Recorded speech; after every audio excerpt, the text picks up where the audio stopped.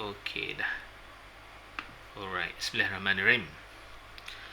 Now, okey dah. Seperti biasa kita nak masuk soalan nombor 1 dululah. Tanpa melengahkan masa. Okey, untuk kuantiti asas ni cikgu dah beritahu awak akronim dia yang senang. Sekolah Menengah Agama Putra Jaya KL Kuantan. Suhu masa, arus elektrik, panjang, jisim, keamatan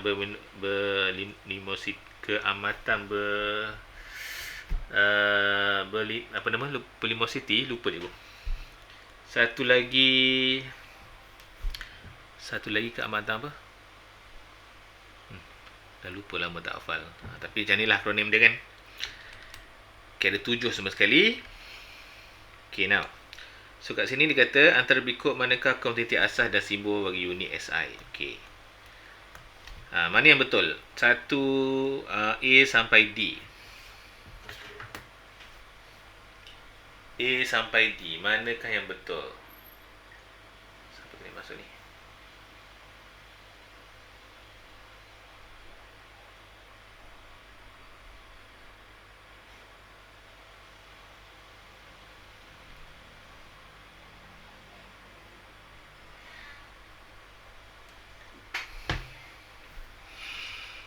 D apanya?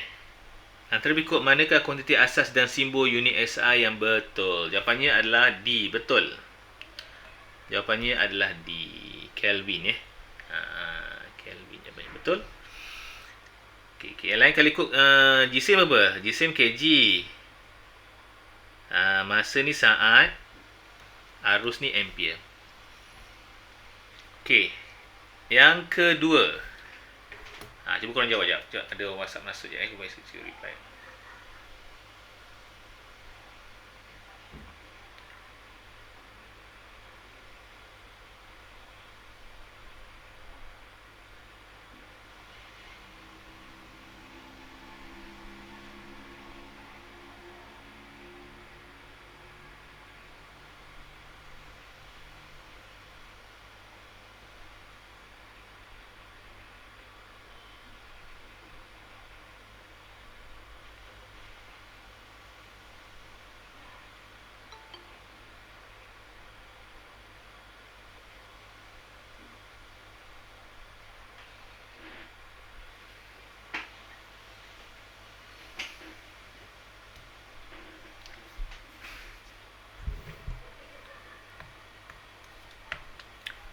Okey, 2. Apa jawapannya? Manakah terdiri daripada kuantiti skala sahaja? Kita belajar 2 kan? Satu skala, satu vektor. C Saya kata C. Kawan-kawan lain? Laju vektor sebab ada arah dan magnitude. Density ni skala. Energy skala. Jawapannya adalah C. Okey. Saya terima kasih. Okey, nombor 3. Antara peralatan pengukuran berikut yang manakah paling jitu untuk mengukur diameter dalam sebatang paip air? Antara alat pengukuran berikut yang manakah paling jitu untuk mengukur diameter dalam sebatang paip air? Okey. Nombor 3. Agaknya apa jawapannya?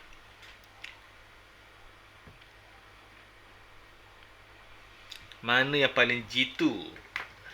Paip air tau. Paip air tu bulat.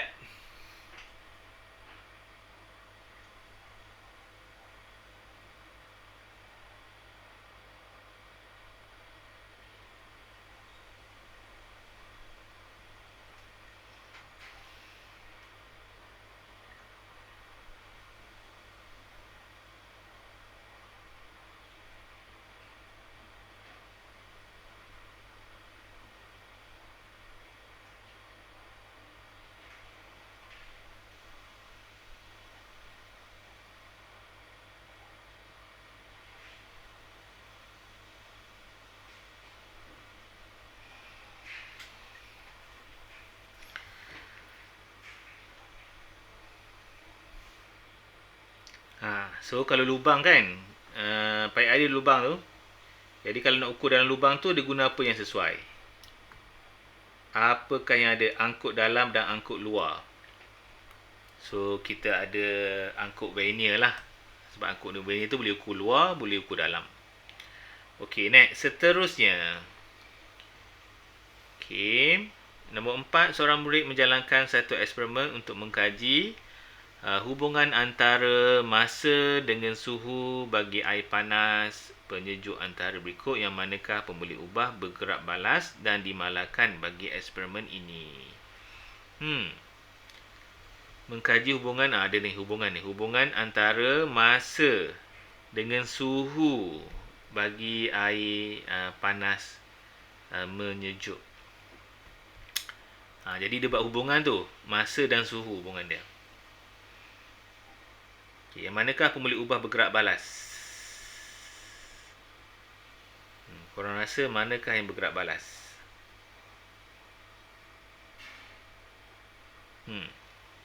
Kalau disebut dah hubungan, besarkan sikit Kalau ada perkataan hubungan antara, dah mestilah ni MV, manipulative variable. Ini adalah bergerak balas. Okay, responding variable, RV. Jadi automatik lah ni lah yang bergerak balas ni.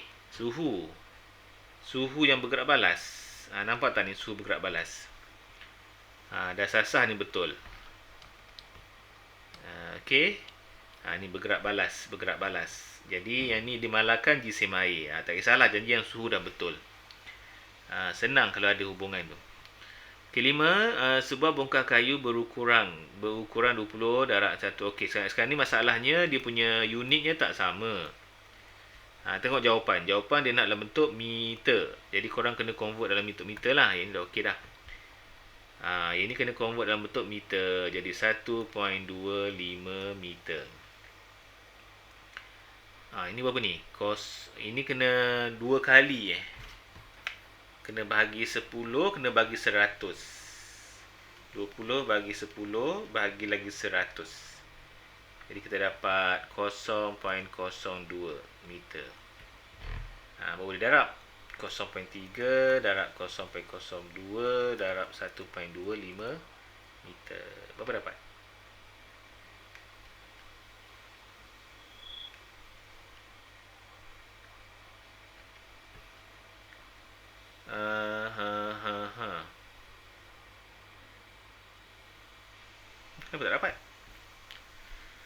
Kenapa tak dapat lah?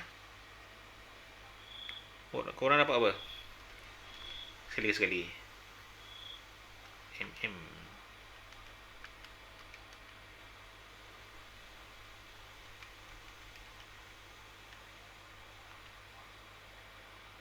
Darab dengan 0.3 darab dengan 1.25. Salah. 1.25. 75 negatif 3. 75 negatif 3. 75 negatif 3. B dapat Dapat B Negatif 4 Kenapa you dapat negatif 3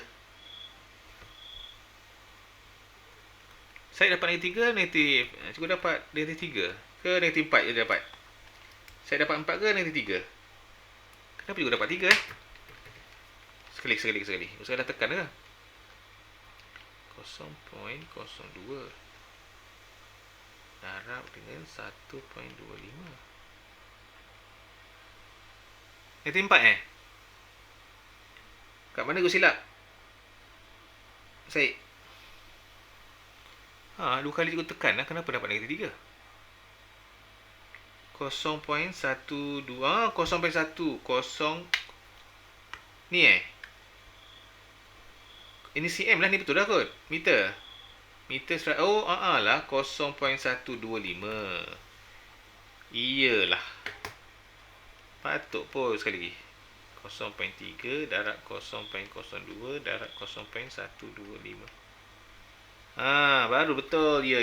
Minta maaf. Sebab dia bagi 100 kan. Okey. Betul. Cikgu yang silap. Okey, next. Seterusnya. Graf manakah menunjukkan antara V bertambah secara linear, increasing linearly, bertambah secara linear?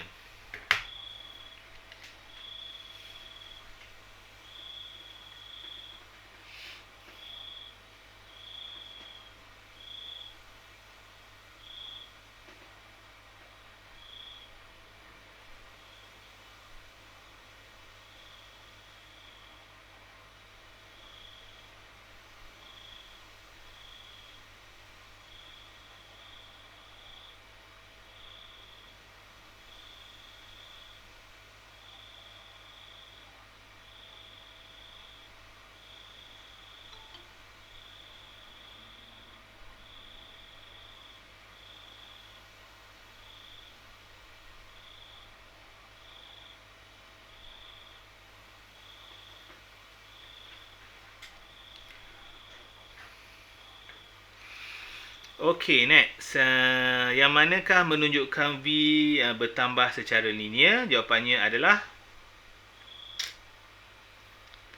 Amin, nak cuba Amin? Okey Mimi, alright. Kita berada nombor soalan 6. Okey, korang dah lupa ke ingat lagi ni? Linear ke tak linear? Okey, yang mula-mula yang ini namanya adalah berkadar terus, directly proportionate, sebab dia bermula dengan kosong. Kalau macam ni tak bermula kosong, ni namanya adalah secara linear. Jawapannya adalah B lah. Kalau macam ni namanya adalah meningkat bersama masa. Ini berkurang bersama masa. Okey. Kalau berkadar songsang, bukan songsang macam ni. Ini berkadar songsang. Berkadar songsang dia macam ni tau. Jadi kalau linear jawapannya B. Okey, 7 menunjukkan keratan pita detik yang diperolehi apabila digunakan bersama jangka masa detik untuk mengkaji gerakan troli. Okey, jadi kat sini nampak tak? Ni nak cari apa ni? Berapakah pecutan troli tersebut? So, pecutan adalah acceleration A. A sama dengan V tolak U bahagi dengan time. Cuba korang cari apakah jawapannya. Yang simple-simple kita buat calculation lah ya. Kalau yang susah tu kita tak buat lah. Ataupun kita tinggal dulu ya. Tinggal dulu lah. Ni soalan nombor 7 ni. Banyak lagi nak sampai 80. Kita tinggal dulu. Kalau ada masa kita datang balik. Okey, ni adalah momentum. Momentum ni kita ada apa ni? 2 pengiraan. 3 pengiraan. 3 pengiraan. Kita ada letupan, kita ada kenyal, kita ada tak kenyal. Okey, dalam pelanggaran ini korang rasa apa? Pelanggaran jenis apakah ini? Dia berlanggar dan dia bercantum. Jadi apakah pelanggaran ini? Korang rasa? Pelanggaran jenis apa ni? Adakah exposure ataupun eksplosif? Ingat tak? Kena lupa dah. Okey, kalau dia langgar dan melekat, namanya adalah pelanggaran tak kenyal. Not elastic. Kalau tak kenyal, formula kita apa? Formula kita adalah momentum sama dengan panjanglah pula tulis ni. Sebelum sama dengan selepas. Momentum sebelum dengan momentum selepas. Okey. Pun tak kira lah ya. Lain kali lah kita kira. Ada masa kita kira. Takut tak sempat yang lain. Kita buat yang tak kira dulu. Okey, 9 menunjukkan 3 keping duit shilling yang serupa PQR. Berada dalam keadaan pegun. PQR berada dalam keadaan pegun ni. Dalam keadaan pegun. Okey, apa yang akan berlaku apabila P berlanggar dengan Q? P ni berlanggar dengan Q. Apa yang akan berlaku jika P berlanggar dengan Q? Jawapan korang?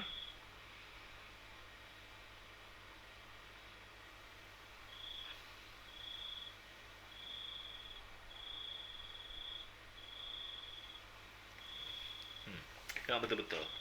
Cuba korang buat sendiri eksperimen.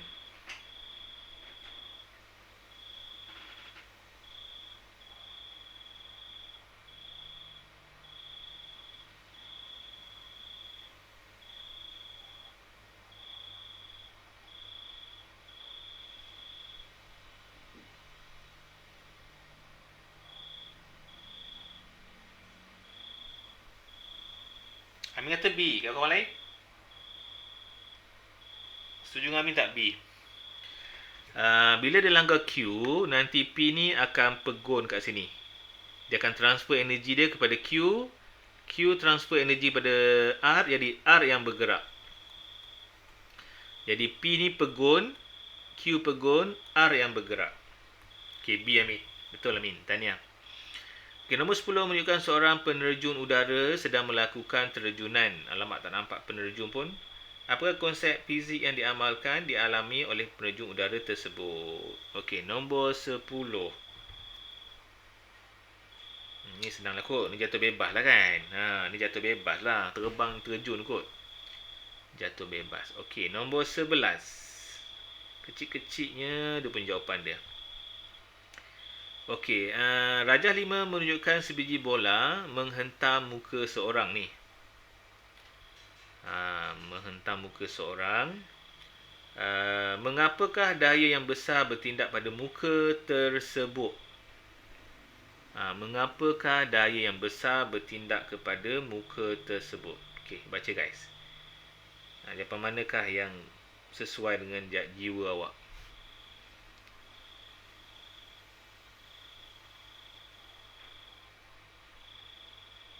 Ni daya impuls ni guys. Daya impuls dia melibatkan panjang masa ataupun pendeknya masa.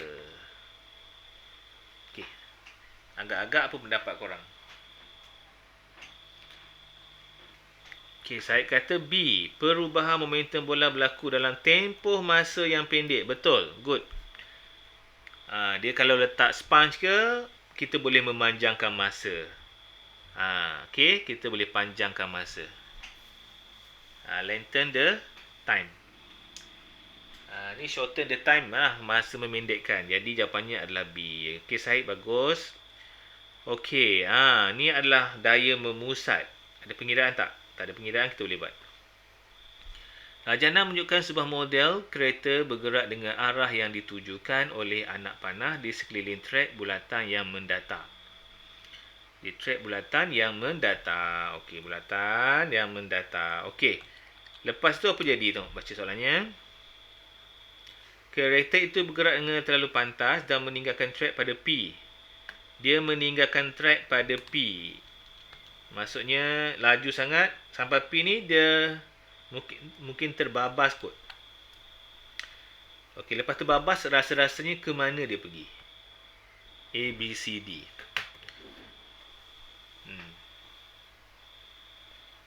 Pada pendapat korang, ke manakah kereta ni akan terbabas? Kalau pada selekoh P tu dia tergelincir ataupun terkeluar.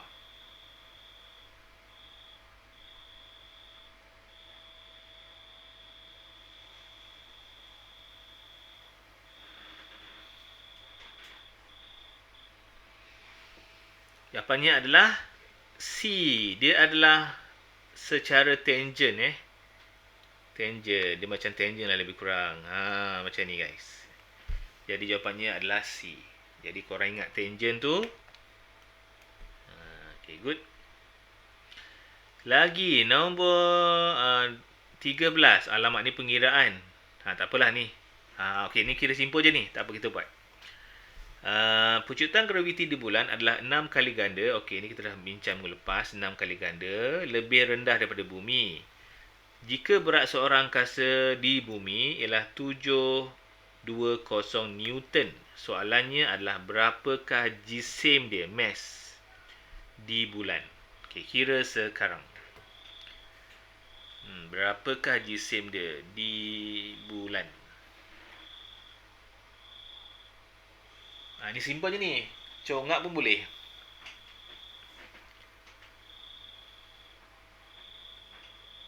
I mean, C ke?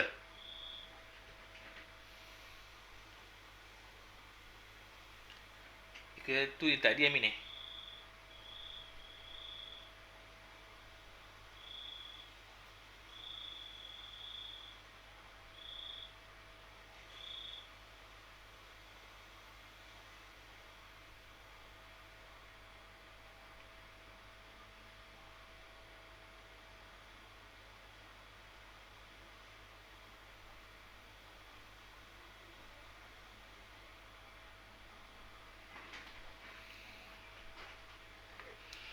Jawapannya adalah dia nak jisim guys. Jisim tak berubah. Jisim dia sama. Berat berubah tapi jisim tak berubah. Jadi kita kira jisim kat bumi lah. 720 kita kira daripada bumi lagi. Bahagi dengan 9.81. So kita dapatlah 3 point something kan. So kg. Ingat jisim tak berubah. Kat bulan pun jisim kita sama. Yang berubah berat. Okey, jadi jisim tak berubah. Okey. Kira ke ni? Ke tak? Oh, ni tak kira. Okey, ni konsep formula sahaja. Rumus berikut menunjukkan merujuk kepada hukum kegravitian semesta. Okey, ni korang baca macam ni ya. Tengok ni. Kalau daya dia, force dia meningkat, ataupun yang ini semua ni faktor dia ni. Ni kita punya factors yang ada. Jadi senang cerita, kalau jisim meningkat, daya meningkat. Tapi kalau radius dia meningkat, dia punya daya berkurang, berkadar songsang dengan radius. Ataupun jarak antara dua planet lah. R tu jarak antara dua planet. Okey, tu ideanya. Jadi soalan apa tu ni? Soalannya, antara berikut yang manakah benar tentang hukum tersebut? Okey, jom. Kita tengok yang manakah benar mengenai hukum ini.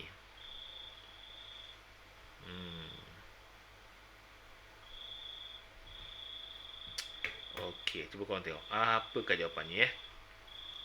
Yang pertama, daya graviti dikenakan oleh jasad dengan jisim yang lebih besar. Jisim yang lebih besar. Daya graviti dikenakan oleh jasad dengan jisim yang lebih besar. Okey, macam tak berapa clear soalan dia kan? Jawapan dia kan? Kita tinggal dulu. B, magnitud daya berkurangan secara linear dengan R. Magnitud daya berkurangan. Bukan berkurangan, berkadar songsang. Salah. B boleh potong. C, semakin besar jisim kedua objek. Okey, semakin besar graviti yang dikenakan di antara dua jasad. Ni macam okey sikit. D, semakin jauh jarak di antara kedua jasad semakin kuat. Salah. So, antara C dengan D. Antara C dengan A. Yang manakah pilihan kalbu? Daya graviti dikenakan oleh jasad dengan jisim yang lebih besar. Oleh jasad. Jasad ni satu jasad ni kot Kot cikgu faham lah kan. Ini semakin besar dua jisim, semakin besar daya graviti yang dikenakan oleh jisim. Ini betul. Semakin besar jisim. Betul, graviti itu sebenarnya dipengaruhi oleh jisim. Makin besar dia berjumpa dua jisim yang besar tu, graviti lagi besar. Sepatutnya lah. Jadi kalau ada hentaman dua planet tu memang disaster lah berlaku kan. Okey, 15. Hukum kegravitian semesta, daya graviti di antara dua objek adalah berkadar terus. Daya graviti di antara dua objek adalah berkadar terus dengan siapa? Tengok formula tadi. Formula tadi kalau ikut F sama dengan graviti M1 M2 bahagi dengan R kuasa 2. Kat sini kata daya graviti. Daya graviti tu G besar tu. Ni G besar ni, daya graviti. Daya graviti adalah berkadar terus. Berkadar terus dengan siapa?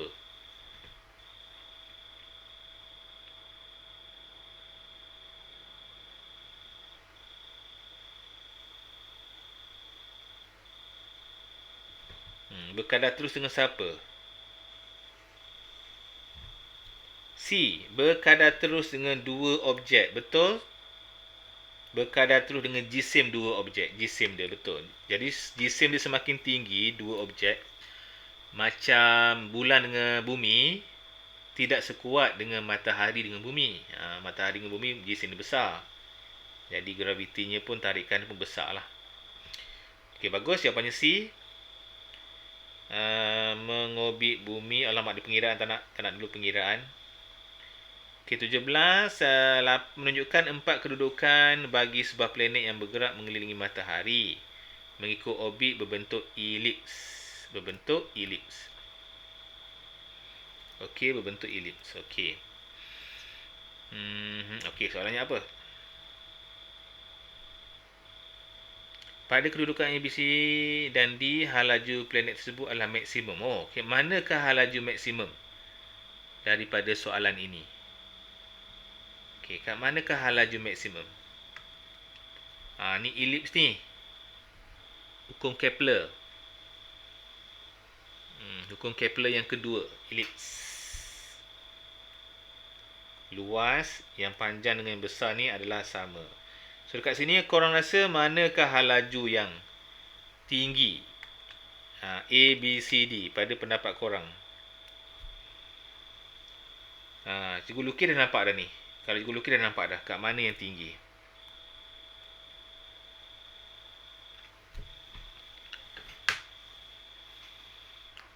Sama ada di bahagian B ataupun D lah.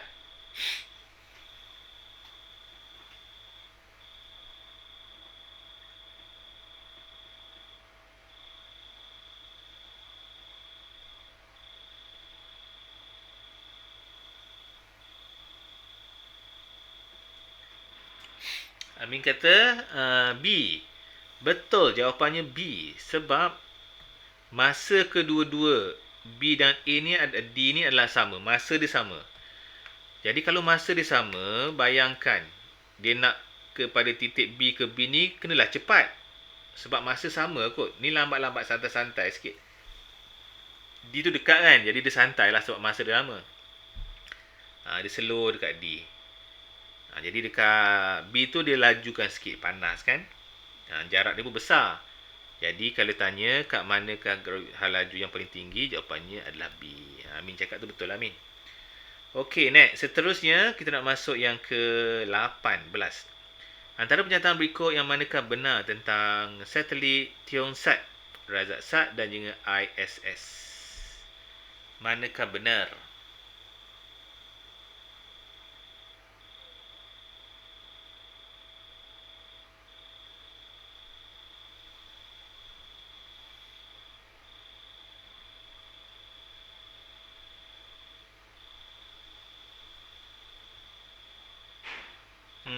Tiongsat bukan geopegon dia bukan geopegon.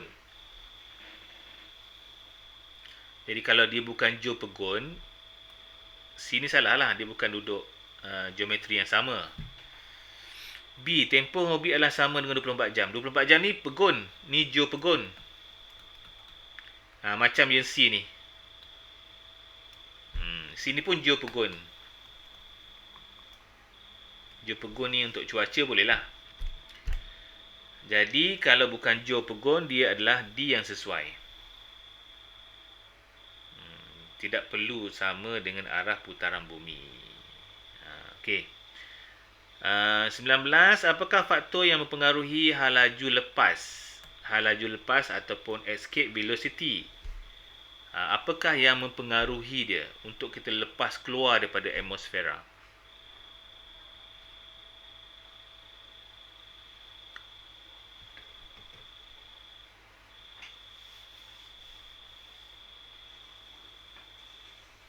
Saya nak cuba Syed. Okey. Kalau kat Mushtari lagi tinggi escape velocity. So apakah mempengaruhi escape velocity ni? Pecutan graviti tu betul, tapi ada benda lain yang mempengaruhi pecutan graviti. Betul Syed, ni betul ni sebenarnya. Benarnya betul, pecutan graviti, tapi pecutan graviti ni pun dipengaruhi benda ini juga. Dipengaruhi benda yang sama. So, apakah yang mempengaruhi pecutan graviti juga? Macam tu. Jadi yang mempengaruhi adalah tarikan graviti satelit. Tak. Graviti juga. Tu ada graviti. Sebenarnya yang mempengaruhi graviti adalah kita punya jisim. Semakin besar jisim, semakin tinggi graviti, ingat tak? Semakin besar jisim kita, semakin tinggi graviti. Jadi sebab itulah Mushtari mempunyai escape velocity yang tinggi sebab dia mempunyai jisim yang besar. Okey, jisim yang besar. Dia tak semestinya saiz yang besar. Dia kena jisim yang besar. Kalau saiz yang besar pun, jisim dia rendah, pun escape velocity-nya rendah. Sebab kadang-kadang ada planet yang besar tetapi dipenuhi dengan gas. Jadi bila penuhi dengan gas, jadi dia punya mass dia rendah. Bila mass dia rendah, so escape velocity pun rendah. Jadi tak semestinya besar tu dia mempunyai jisim yang tinggi. Kadang-kadang yang kecil sikit lebih tinggi jisim dia sebab dia padu kan. Ada setengah-setengah planet tu nampak besar sebab gas dia banyak. Dikelumpuri oleh gas. Okey, sebenarnya yang mempengaruhi adalah jisim. Okey, kalau dekat Marikh okeylah kita mendarat. Sebab itu kita pilih Marikh. Sebab Marikh ni kita nak pergi senang, kita nak escape from velocity pun senang.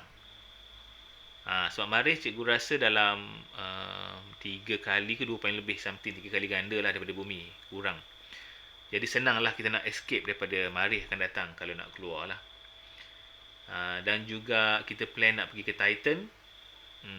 Kita ada beberapa angkasa prop yang telah terbang ke sana lah, especially China dan juga Amerika Syarikat untuk pergi ke Titan. Jadi dia pilih Titan tu bulan bulan kepada Mushtari. Dia pilih planet yang kurang lah gravity, kurang jisimnya berbanding dengan bumi sebab senang dia nak keluar. Dia tak nak pergilah planet yang besar-besar, susah dia nak escape nanti. Itu tujuannya. Okey, 20 adalah dua objek yang berlainan, suhu bersentuhan secara terma.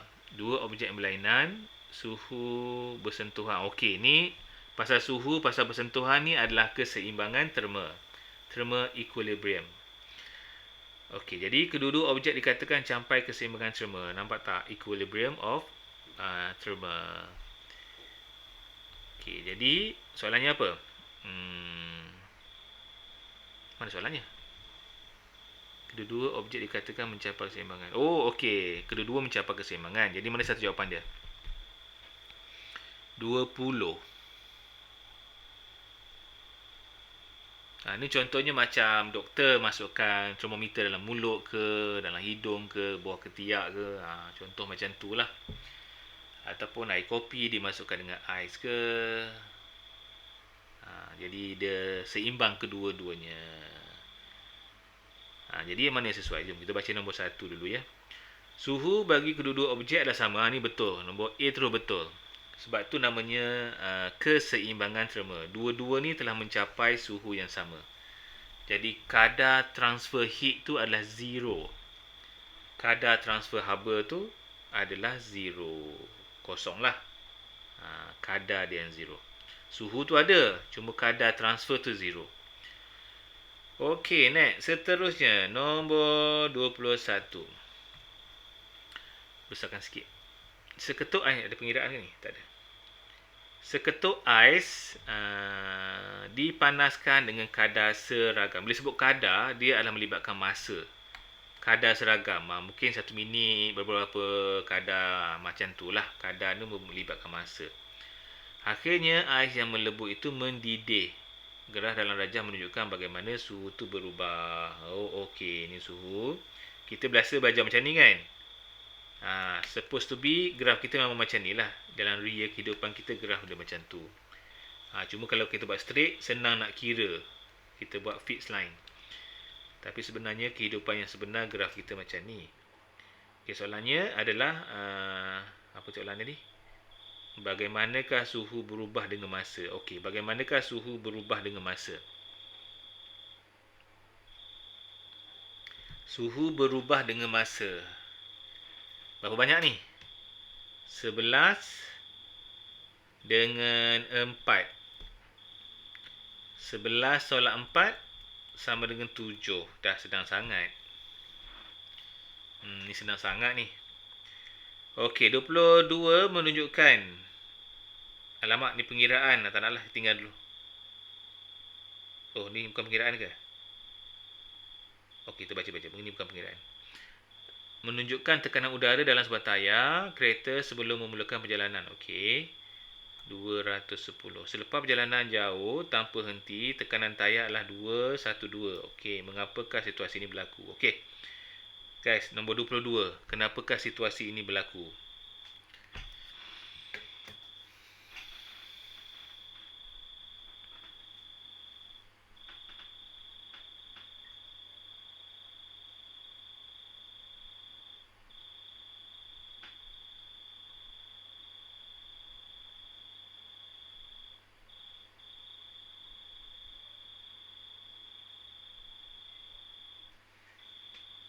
Kenapa boleh berjalan semakin tinggi? Sebab geseran tayar pada jalan raya, lepas tu temperature jalan raya yang panas, jadi suhu udara dalam tayar pun meningkat.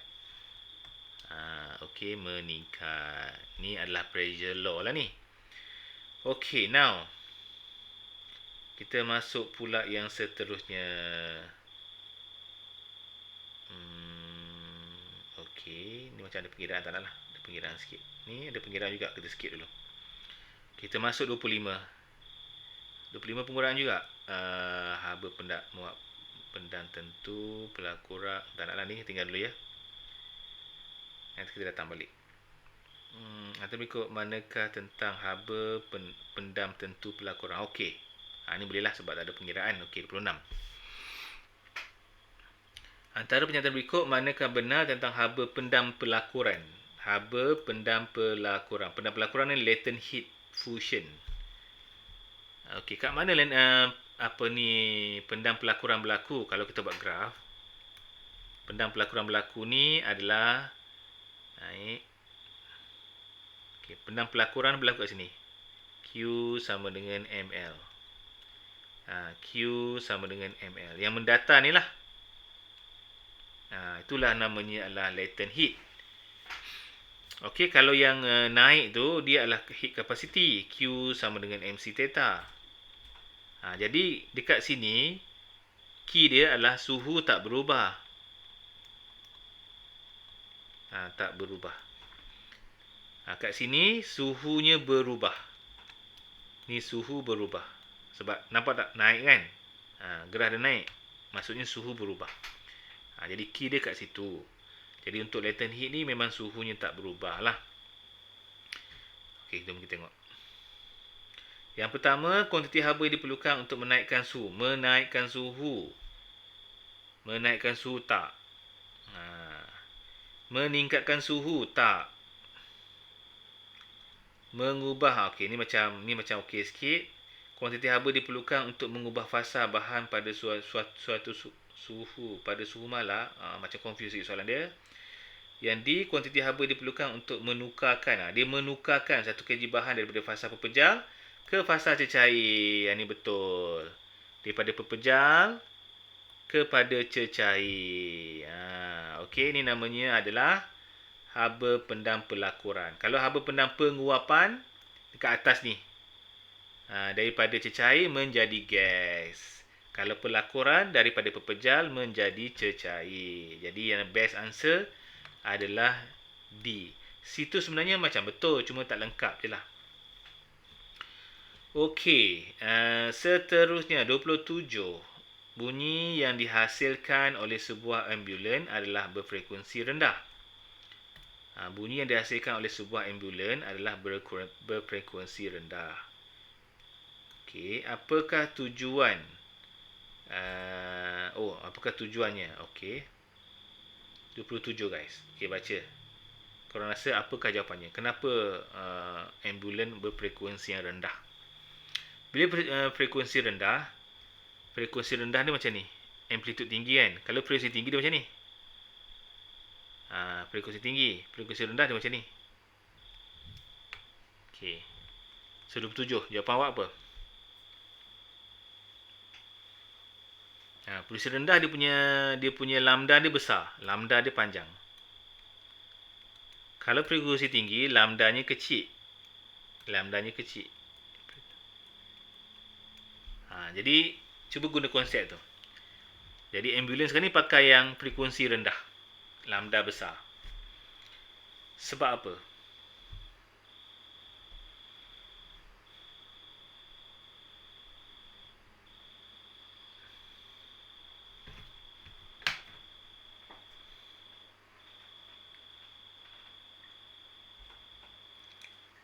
masa lajunya 27 baru ni. Ingat lagi tak? Prinsip apa ni? Prinsip berlawan. Diffraction. Jadi kalau lambda besar, apa jadi? Mudah untuk dibelau. Mudah untuk diffrate. Kalau lambda besar ni. Lambda kecil susah untuk diffrate. Okey, untuk dibelau. Okey, kalau ada gap-gap tu senang dia nak belau. Ada gap yang besar pun senang. Okey, boleh faham tak? Okey ni guys, ingat lagi tak? Ke tak ingat dah? Boleh? Cuba cerita sikit macam mana belau. Okey, let's say kalau kita ada satu katalah ada bangunan ni, bangunan. Boleh kan? Okey, tak apa tu explain sikit. Ada bangunan. Ambulans tadi digunakan frekuensi rendah. Frekuensi rendah maksudnya gelombang dia adalah besar macam ni. Gelombang dia besar. Jadi kalau cikgu lukis, gelombang dia macam ni. Besar kan? Sekarang ni gelombangnya besar. Melebihi gap ni. Dia mesti melebihi gap. Jadi lambda mesti besar daripada A tu. Nanti bila dia keluar, dia akan membelau lah. Jadi bila belau, orang-orang dekat sekitar ni akan dengar lah. Tu tujuan dia membelau ya. Jadi directionnya pun dah berubah dalam pelbagai arah. Okey, kalau dia kecil, frekuensi yang kecil macam ni, dia kecil daripada gap, jadi tak boleh membelau. Nanti masuk dia straight je pergi. Yang depan je dengar. Itu maksudnya. Jadi syarat untuk diffraction mestilah kita punya panjang gelombang ataupun lambda mesti lebih besar daripada gap kita ni. Daripada A gap. Okey, kita apalah, kita belajar sama-sama ya. Sambil-sambil kita buat revision. Okey, now.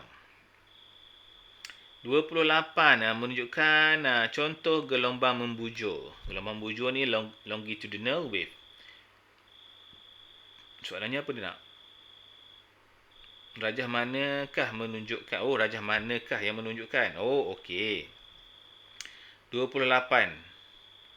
Rajah manakah yang menunjukkan longitudinal? Longitudinal tu adalah bunyi. Sound adalah salah satu longitudinal, membujur. Jadi membujur dia ada macam ni lah bergerak. Dia bergerak ke depan, ke belakang. Ke depan dan ke belakang. Jadi the best answer is C. Okey, 29. Alamak, ada pengiraan ke? Tak nak lah. 30 menunjukkan satah gelombang air bergerak menuju ke sebuah halangan berbentuk L. Halangan berbentuk L. Okey. Soalannya, rajah manakah menunjukkan gelombang yang dipantulkan? Okey, gelombang yang dipantulkan. Rasa-rasa mana satukah jawapannya? Dipantulkan balik. Tak ni. Ni dia kena sini tau. So macam mana tu jadinya? Cuba bayangkan sikit. Pantul kena sini, lepas tu ke mana pergi dia? Lepas tu dia akan pergi ke sini. Lepas tu dia akan pantul balik. Macam tu lah. Jadi the best answer is D. Best answer is D. Boleh ya? Okey. 31. Menunjukkan muka gelombang air merambat ke pantai dari laut. Okey, merambat ke pantai dari laut.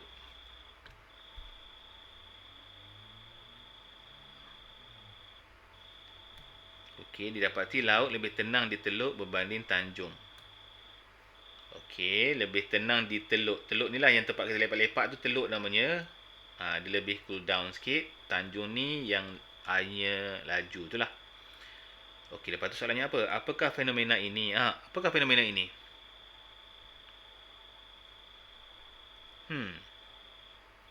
Apakah fenomena ini? Tengok ni, dia ikut lautan. Dia ikut bentuk laut. Kalau dekat tangki riak tu, eksperimen dia kalau dia letak air, dia akan letak satu bongkah kaca.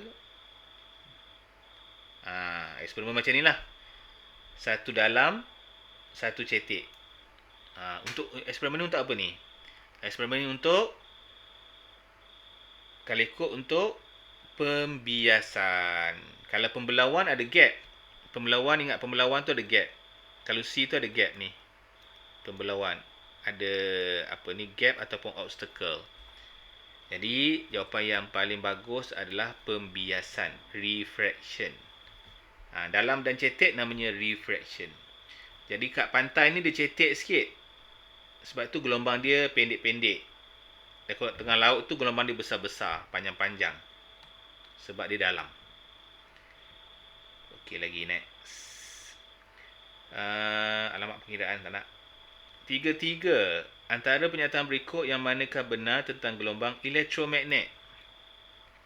Gelombang elektromagnet, contohnya macam microwave ataupun gelombang yang menghantar isyarat ke bulan ataupun telefon kita sekarang ni. Okey, 3. Korang rasa manakah jawapannya?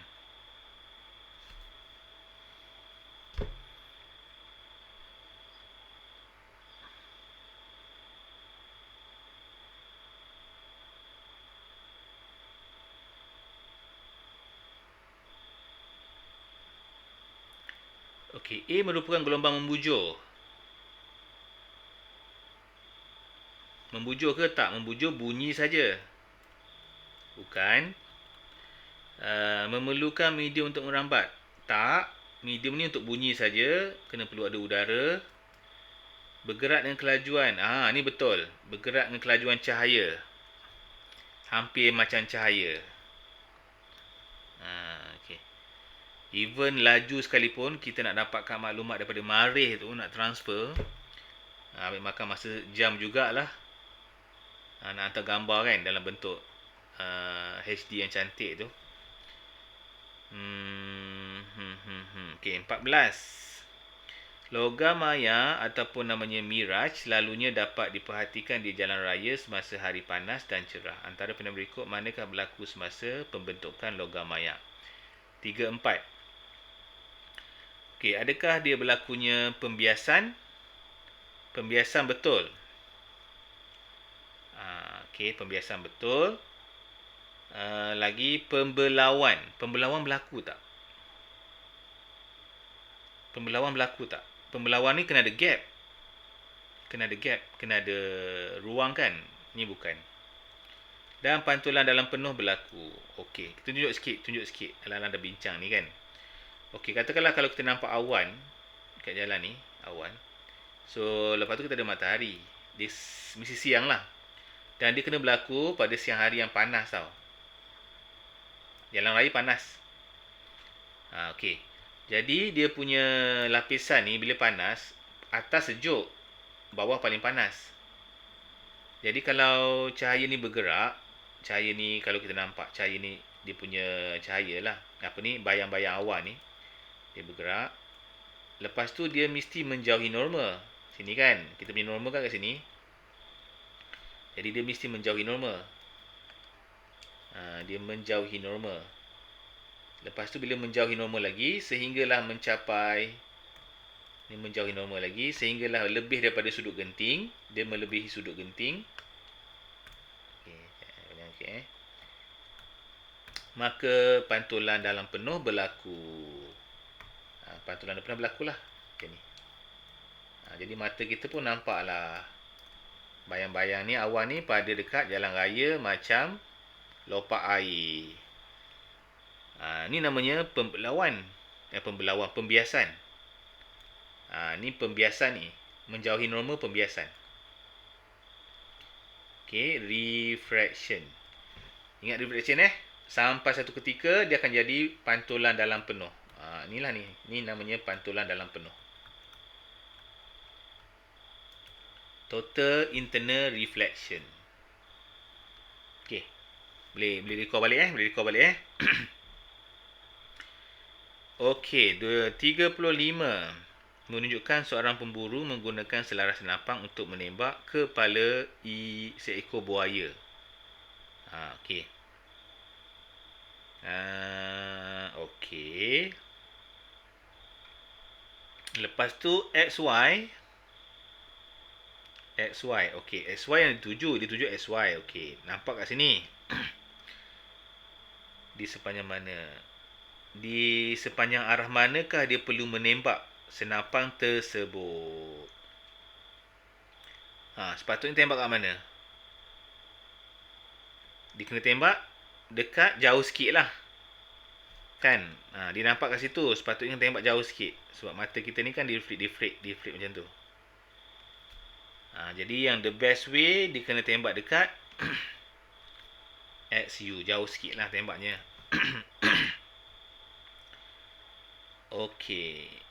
36 menunjukkan sebuah sinaran X menuju ke dalam sebuah prism kaca pada sudut 45 darjah. X 45 darjah. Okey. MN ialah normal. Sudut genting adalah 42. Sudut genting 42. Sinarannya 45. Jadi sudutnya lebih besar daripada sudut genting. Jadi logiknya kalau lebih besar sudut genting, berlakunya sudut dalaman penuh. Sudut dalaman penuh macam ni. Dia tak keluar lah. Dia jadi sudut dalaman penuh. Sudut 7 lebih besar daripada sudut genting, ingat. Kalau dia lebih besar daripada sudut genting, dia akan berlaku pantulan dalam penuh. Okey lagi. 37 panjang fokus bagi kantai mata sebuah teleskop astronomi ialah 5 cm. Alamak, pengiraan ke? Tak apa. Ni senang. Teleskop. Okey, teleskop ada dua kan? Satu dia ada kanta mata. Yang besar tu kanta objek. Jadi, dia punya image ni terbentuk kat sini lah. So, fokus kanta mata kecil, fokus kanta objek besar. Dia kena macam tu. Okey, kalau dia atas 10 kali ganda, so caranya adalah fokus objek bahagi dengan fokus mata sama dengan pembesaran. Jadi kat sini pembesaran 10 kali ganda. Okey, 5 ni adalah mata. Jadi korang darab lah kat sini. Jadi FO sama dengan 50. Jadi 50 kali ganda. Ni logik lah. Kan? Okey, lagi guys. 2 minit lagi. Okey, ni kanta ni. Mungkin ni soalan lah kita kot. 38. Macam mana cara dia?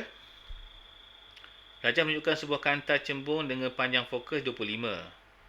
Panjang fokus 25. Kanta fokus dia 25. Tapi objeknya berada 25 kat sini ya, objek duduk. Ni korang kena hafal lah sikit cikgu punya akronim tu. Kan? Negeri 9, matematik. Lepas tu bermula dengan 2F sama saiz besar. Jadi kat sini kalau nak ni Maya tegak besar. Ni jawapannya D. Okay guys, cikgu rasa dah cukup lah kot untuk hari ni. Ini pengiraan. So cikgu rasa dah banyak ni. Dalam masa sejam kita boleh buat sampai 30 soalan. Cikgu rasa sangat banyak lah dan padat lah kan. So hopefully korang dapatlah sesuatu malam ni ya guys.